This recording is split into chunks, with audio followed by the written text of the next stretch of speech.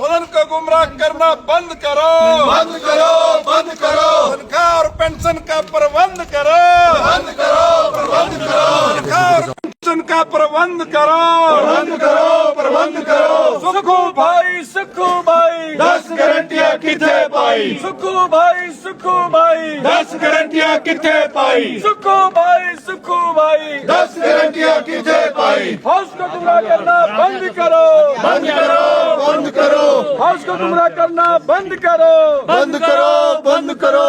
सुखू भाई, सुखू भाई, 10 गारंटियां किथे पाई। सर, विपक्ष आर्थिक संकट की बात कर रहा है। मुख्यमंत्री कह रहे हैं आर्थिक संकट नहीं है, फाइनेंशियल डिसिप्लिन लाने के लिए एक कदम सरकार उठा रही है।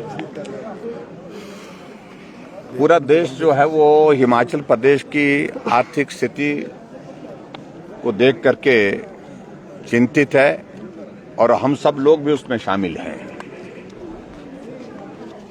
मैं हैरान हो रहा हूं मुख्यमंत्री के बार बार इस तरह के वक्तव्य से।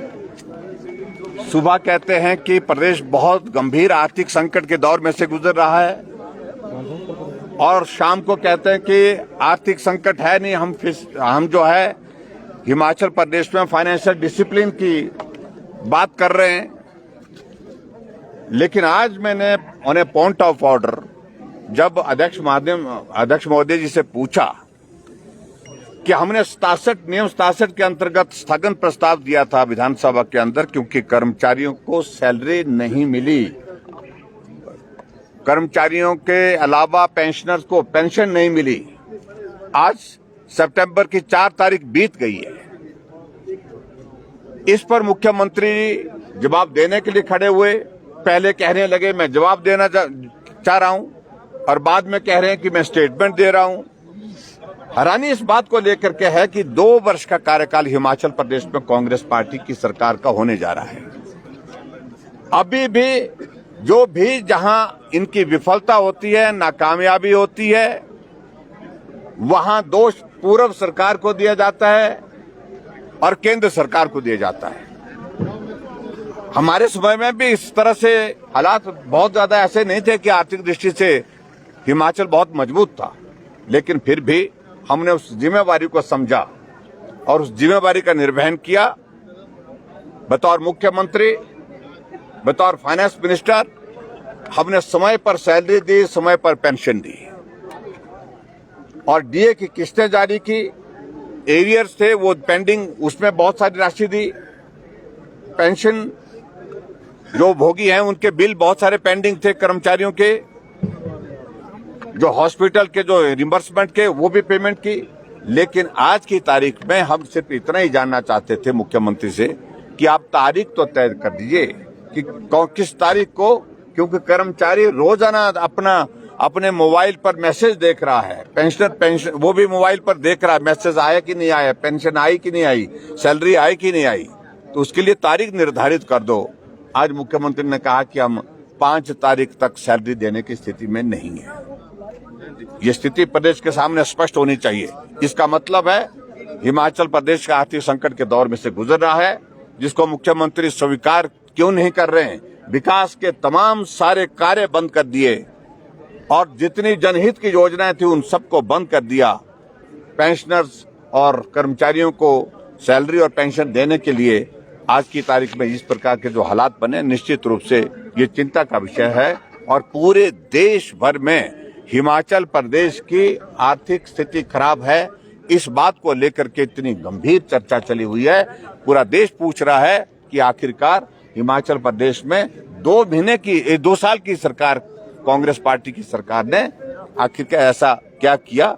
ये सारी गारंटियां जो वादे किए थे, जो कमिटमेंट की थी उन्होंने सत्ता में आने के लिए, आज कह रहे हैं कि हमको फ्रीबीज से बचना चाहिए, लेकिन सत्ता में तुम आए ही इस वजह से हैं क्योंकि आपने लोगों को झूठे आश्वासन, झूठी गारंटियां दे करके लोगों को गुमराह किया था। सर, मुख्यमंत्री कह रहे हैं कि कर्ज का ब्याज बचाने के लिए ये निर्णय लिया गया, इसको किस तरह से तर्क करते हैं? हैरानी की बात है, आवश्यकता 2000 करोड़ रुपए की और वो कह रहे हैं कि 2 करोड़ बचाएंगे, 3 करोड़ बचाएंगे। ठीक है, वो भी बचाएं, उसमें हमें कोई आपत्ति नहीं है, वो उनको करना चाहिए। ये हमने भी की है ऐसी चीजें, और खासतौर से जो जो ब्याज की लाइबिलिटीज, इस प्रकार की फाइनेंशियल लाइबिलिटीज उनको करने के लिए। लेकिन फिर भी उसके बावजूद जवाब तो यहाँ बनता है उनका देना कि 2000 करोड़ रुपए अगर वो दे पाएंगे तो सिर्फ एक ही वजह है उसमें कि रेवेन्यू डेफिसिट ग्रांट जो है वो 6 तारीख को मिलेगी, उस पैसे से दे पाएंगे। और उसके बावजूद भी ट्रेजरी से ये 750 करोड़ रुपए ओवरड्राफ्ट करेंगे, जो लिमिट है उस लिमिट के माध्यम से लोन लेंगे, तब 1200 करोड़ रुपए से सिर्फ सैलरी देने की स्थिति में हो पाएंगे। उसके बाद 10 तारीख के बाद मुझे लगता है कि ये पेंशन देने के लिए जो केंद्र का जो शेयर का जो टैक्सेस का जो शेयर का हिस्सा आता है, सेंट्रल टैक्सेस का जो शेयर आता है, जब वो मिलेगा उसके बाद फिर 800 करोड़ रुपए का इंतजाम उसके बाद हो पाएगा। यानी कि आप इस बात को मान के चलिए कि पूरा का पूरा हिमाचल आधारित हो गया है केंद्र पर। केंद्र का आरडीजी का पैसा, रेवेन्यू डेफिसिट ग्रांट का पैसा आएगा तो सैलरी दे पाएंगे, और केंद्र से सेंट्रल टैक्सेस का शेयर आएगा तो जाकर के जो है पेंशन देगी। ये स्थिति भविष्य में लग रहा है कि और भी ये संकट मुझे लगता है कि बहुत गंभीरता की ओर बढ़ रहा है। ये चिंता का विषय हम सब लोगों के लिए। सर जो फिर भी इसका एक बहुत बड़ा कारण है, बहुत बड़ा कारण। सर जो जगत सिंह नेगी ने जो एक कंगना रनावत पे एक टिप्पणी की है, उसको लेकर आप क्या कहेंगे? देखिए, जगत सिंह नेगी जी के बारे में क्या बोले, वो ऐसे व्यक्ति हैं जो कुछ भी बोलते हैं, कहीं भी बोलते हैं। उनको आदत पड़ गई है कि ऐसी टिप्पणी करने जिस टिप्पणी से खबर बन सके, और मैं समझता हूं कि बहुत ही दुर्भाग्यपूर्ण टिप्पणी उन्होंने की है। कुछ तो थोड़ा संयम रखना चाहिए। महिलाओं के बारे में हर जगह हर कहीं टिप्पणी कर देना, जहां वो अपना पक्ष ना रख सके वहां टिप्पणी कर देना, ये मैं समझता हूं कि बहुत दुर्भाग्यपूर्ण है। मेकअप उतर जाएगा, फिर वो जो है वो कंगना की मां की तरह दिखेगी। क्या शब्द क्या इस्तेमाल कर रहे हैं, ये बहुत दुर्भाग्यपूर्ण स्थिति है। और ये कार्रवाई का हिस्सा है क्या विपक्ष एक्सपंज करने की मांग? हम बात करेंगे। ठीक है।